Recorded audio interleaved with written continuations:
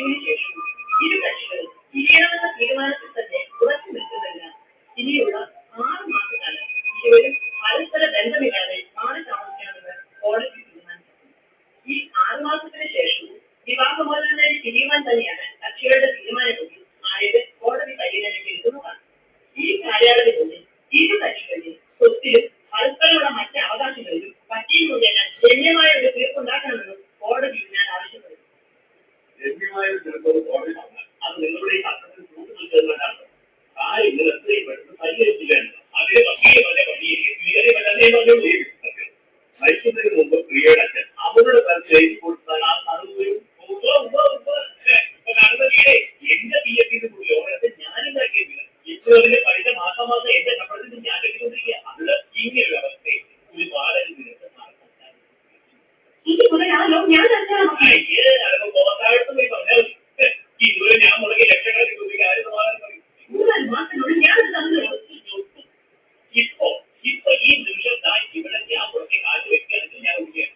അല്ലാതെ ഞാൻ പറഞ്ഞ വീട്ടിൽ മുകളിൽ തീർക്കാം എനിക്കറിയാം. ഈ തർക്കം കാണുമ്പോൾ നിങ്ങൾക്ക് പിരിഞ്ഞ് ജീവിക്കാൻ യഥാർത്ഥത്തിൽ താല്പര്യമില്ലെന്ന് എനിക്ക് തോന്നും. ആ തോന്നലങ്ങൾ മാറ്റി പറ്റില്ല. ലോകത്തെ ഏത് വൃത്തികെട്ടപ്പെടുന്ന കൂടെ ജീവിച്ചാലും ഇവിടുത്തെ അത്രയ്ക്ക് പുറത്തു പോകാൻ എന്തെങ്കിലും കാരണമായി പറ്റുന്നതാണ്.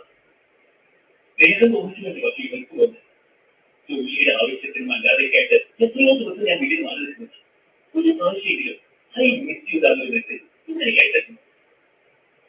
ദിവസം ജോലിക്ക് പോകുമ്പോൾ എത്രയോ ആളുകൾ ചെറുതായി പോകുന്ന ഓടാൻ എന്തെങ്കിലും ഒരു പ്രാവശ്യം ടേക്ക് ചെയ്യുക ഒരു വാക്കടി പറയുന്നു. സ്നേഹം എന്താണെന്ന് എനിക്ക് ആ ഫേസ്ബുക്കിൽ നിന്ന് പോയി നോക്കുക. അവരുടെ കുട്ടികളുടെ വാക്കുകൾ കേൾക്കണം. ഓക്കേടാ, ബൈഡാ, സീയുടാ, ഉമ്മടാ, അതൊക്കെ കേൾക്കുന്നുണ്ടല്ലോ.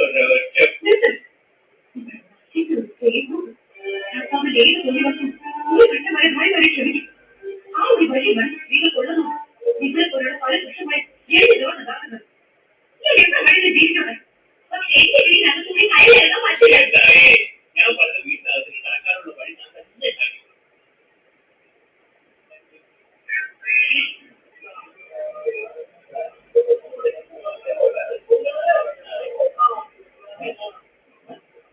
എന്തായാലും എടുത്തു മാറ്റാൻ ആ 20 വർഷം കൊടുത്തിട്ടുണ്ട്.